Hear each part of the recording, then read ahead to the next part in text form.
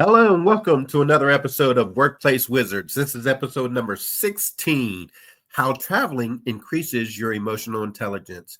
I'm your host, Arnold Smalley, and I'm with Small World Solutions. And Small World Solutions is a consulting firm that provides highly interactive presentations to help improve your workplace environment.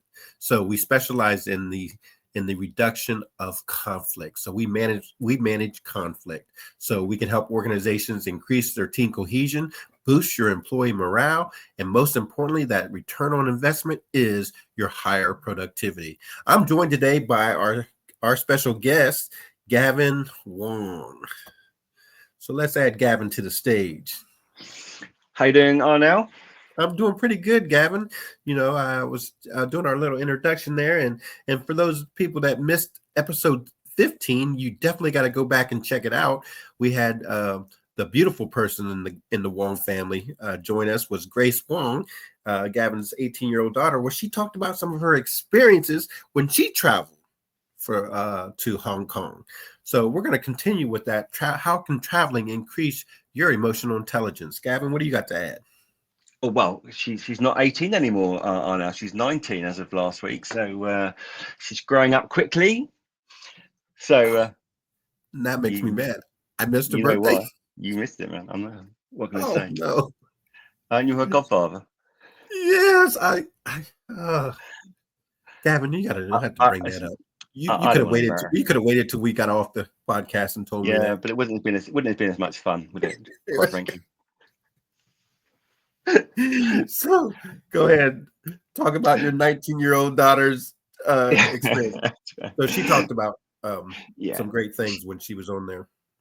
Yeah, no, she talked a lot about going to Hong Kong. And she'd been there before, but she was younger. I think now, just going a few weeks ago, she kind of well, she's just older anyway, more mature, but just understood it better. And she kind of talked about her experiences and, and sometimes being the only white person in amongst a lot of Chinese people and how that felt, but also just understanding different um, cultures. And I think this is something for Right. her, which she's just finished her first year at university. So she had to go away from home to go and live in Oxford, where she was studying up there. And even there, it's only about an hour or so away from our home, is that everybody she had in her halls were very different. They came from different parts of England, and someone was from all different parts of Europe, and just getting to know people from different perspectives, I think was quite an eye opener for her because she's probably had quite a sheltered life, really, you know, where Right. we are. Probably because her parents have got law enforcement backgrounds. We're probably a little bit too too, So you guys are too them overprotected, too helicopter overprotective. parents. Yeah, a little bit too much. But All right. so yeah, so for her, it's been an interesting year where she just kind of learned that there are different perspectives. People are going through different experiences. She's at some levels here, some levels she's up here. So yeah, for her, kind of understanding that even in the same country, an hour away, people are so different. And Oxford is such a multicultural city as well. It's quite fascinating. Oh, that's great. Because that's what I wanted to bring. How traveling increases your emotional intelligence. Yeah. So basically, you were stating it's the same way here in America. Like I started out in Ohio, and I knew that Midwest lifestyle, and then I moved to Miami, Florida, and it was like a culture shock. It was like a completely a good example of this is my brother came down to visit. And the funny thing is, I can replace me and my brother in this line of questioning. So we go to the beach. We go to South Beach in Miami, Florida, and my brother's looking around. And he goes, "Oh my God, look at all these Mexicans!" And I was like, "What Mexicans?" I go, "Aaron, they're Puerto Rican, they're Cuban, they're Dominican Republic, they're from Brazil, they're from all these different countries." I go, "Why did you say Mexicans?" He goes, "Well, they're all speaking funny language."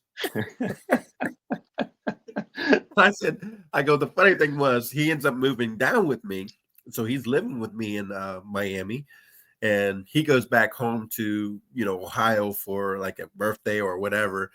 And it was funny how somebody said to him, "Oh, how do you like living down there with all those Mexicans?" And he's like, "Wait, hold up. They're not just Mexicans. They're they're Haitian, they're Puerto Rican, they're and so forth and so on." So Oh no, it's that's like good. it's like he moved to a different area, just like I, Yeah, and yeah, we sort of like adopted the lifestyle where we live and the culture that we live. And now when we yeah. go back home, is like, what do you mean you don't understand this? This is the way it is, like as if we grew up there and lived there all our lives. So yeah, we So have is that Ohio, same. I was going to We say, have so that is same. Ohio, are there many Spanish people or kind of Central There, American people up in there's Ohio? groups. There's Okay. groups, and you'll find that everywhere. Like Yeah. there's groups like well, yeah, there's groups in almost every area. So there's Yeah. very seldom, few places where you'll go where there's not some kind of diversity mix Yeah. Yeah. involved in it. So America's grown like that, but it's still so much different. Like when we do our presentations here in America, Mm, especially when we do them in Florida, one of the things we talk about is the differences. And mm, this is where the traveling increases your emotional intelligence, because you'll yeah. start understanding that, hey, there are people that are just different, and not because Mm, of we're talking about color of your skin. We're not talking mm, about those kind of things, but different just because it's the way they grew up and the experience they've had living in yeah. certain areas. Living in Miami is definitely different than living in Nebraska, or Yes. Wyoming, or other parts of Miami's just different. Uh, Yes. Yes. so Yes. I'm sure that you guys have the same thing in London or in Great No, we Britain. absolutely do. And bearing in mind that um, England and Wales, I think I did look at it on the map. It's probably could fit inside Florida. Oh, really? Okay. Yeah, it's quite small. If you look at it, it's actually quite small. The whole of the UK might be a little bit bigger, but it's essentially the same size as Florida.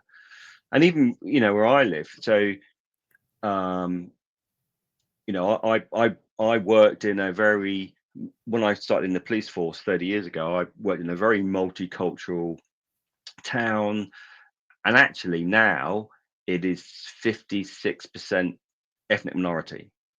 Okay, it's one of the most diverse towns in the country, actually. But you've got Pakistani, Indian, Somali, Roma, and every single culture's there. It's quite interesting. But if you just go down 2 hours down to the coast in Hampshire, which is another county, the ethnic minority there is 1% Wow. or 2%. It's really low. But then even within my own force, so you had Slough where I worked was 56% ethnic minority. You could just go across 20 miles that way, and then it'll be down to like 15% ethnic minority. So it's really Okay. just in the small area, you get lots of groups of very diverse cultures. And so a lot of that's not just about ethnic minority, it might be about deprivation, about the history. You go to Wales, a lot of that, a lot of the way society is now is reflection of how business and people used to work and the mines and all that kind of stuff, and the mines closed down. All this kind of, it's actually quite complex, but that influences how people think and how people behave now. So it's just even in a small area. Do you call that, like in America, we call that like blue collar town? Yeah, but we tend not to use those terms as much now. I think they're a bit more blurred. But yeah, I Right. think blue collar is like the working class. Is that the working? Was that a working sort of town? Is that what you mean? Yeah. Yeah, yeah, yeah, yeah. So white collar would be kind of more what More, managerial or kind of yeah, businessy type more, thing. yeah, Yeah, yeah. ritzy or upscale or whatever they would say. So that's the way Okay. we grew up in Yeah. America. Was we talked about blue collar towns, and those are those people that got their hands dirty, and then the white collar were the ones that didn't get their hands dirty, had the soft hands, and you shake their hand. Okay. It's like, oh, you got soft hands, and you shake somebody from the blue collar town. It's like, oh, you got that rough feel. You got the calluses. You got this and that. Uh, So there well, was that's some really. difference. I would tell you something very quickly about policing in the UK because it's changed now. But when I first joined, when you joined in my force, all the lower ranks wore blue shirts, and the inspectors and above, so the kind of the more middle managers and above, wore white shirts. Wow, And that's funny. I didn't realize until recently, as you just described, that it reflected blue collar and white collar. So, I mean, the way we're dressed, I mean, so now you get to connect with Yeah, yeah, yeah. And I fell into that one, didn't I? Oh, Thank I you. fell into that Thank you one. very much for just telling the world how I Yeah. am your superior. Yeah, yeah. 'Cause I don't have soft rubbish hands. I have hard. I do the work. You just sit there. You just sit there talking nonsense. Gavin, you're so funny. But anyways, so what are some of the other ways of traveling? How traveling can help with our emotional intelligence? Yeah, Let's tackle yeah, that for a minute or two before we have to go. yeah. No, I think it's really important because, as we said, even within small areas like Florida or the UK, even England on its own, there are so many different parts of it. Well, actually, people move around more than they used to. So you come across many different people, and they bring their own experiences and their way of thinking. And you've got to understand that, particularly when you've got to manage a team. You've got to kind of understand that not everybody has the same background as you or the same thoughts and values. And they don't have this, if you're in the law enforcement, they can have the same similar values like integrity and all that kind of stuff, you'd hope anyway. But actually, people are different. So you've got to understand that in order to get the best out of them, in order to know how to motivate them. Okay. And understand actually, don't just think they're going to do it because you would want to do it. Maybe there's a Right. different thing that will motivate them. So, how can you, we talk about autonomous motivation. How can you motivate them to want to do it? Not just because you're telling them to do things. And that's why understanding that everybody's so different, you can't, we've discussed things. I think you call it a cookie Cookie cutter. cutter. Yeah. Yeah, you A can't cookie you cutter can't approach. yeah, you can't do that. Everybody's different. So you've got to, it's hard work being a leader because you've got to work this out. You've got to kind of work hard and make an effort to understand people and see what motivates them and what you can do. So but it's really important. If you want successful teams, you've got to get under the skin and understand them. Right. So, Gavin, one of the ways that we get to know and understand other individuals is through conversation. And we Yes. talk about how Small World Solutions, we Mm, in our presentations, we get to, like, you could be working at a workforce for 5, 10, 15, 20 years, but how well mm. do you actually know your coworker? Yes. Yes. How Yeah. well do you Yeah. actually know? So, just little conversations that you have just to get to understand, some of Mm, the things they do. What are their hobbies? What do they like to hmm. do outside of Yeah. work? What is their number one thing they like to do? And Hmm. and when you Hmm. start finding out stuff like that, you'll find out that, hey, this lady likes to take care of rescue dogs and stuff. So Mm, you'll know a little bit about this person, or hey, this person mm, may uh, spend a lot of time at the church and singing the choir and everything. Oh, those mm. are things that I didn't know about you.